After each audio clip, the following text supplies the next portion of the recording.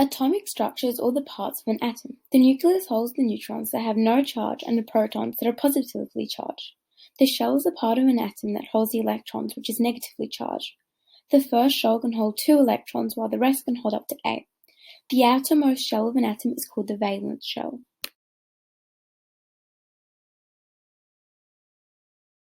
Ions are attracted to each other by electrostatic forces. This is when positive and negative ions are attracted to each other, which forms a bond. Two types of bonds between ions, covalent and ionic. The purpose of the bonds is for an ion to have a full valence shell. Ionic bond is formed. Ionic bond is formed when two atoms are unstable as they don't have a full valence shell, so a metal will give electrons and a nonmetal will take. An example of this procedure is sodium and chlorine. The sodium electron configuration consists of 2, 8, and 1, and is unstable. Therefore, once sodium donates its 1 electron to chlorine, it becomes stable, as the new electron configuration is 2, 8. When a metal gives away an electron like sodium does, it becomes positive, which is called a cation.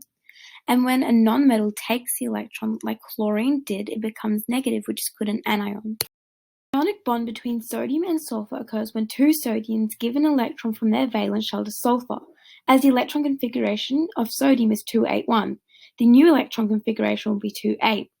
As sulfur's electron configuration is 286, the 2 electrons from sodium means it will have a full valence shell, as the new electron configuration will be 288. Both the sodiums become a cation, which is a positively charged ion.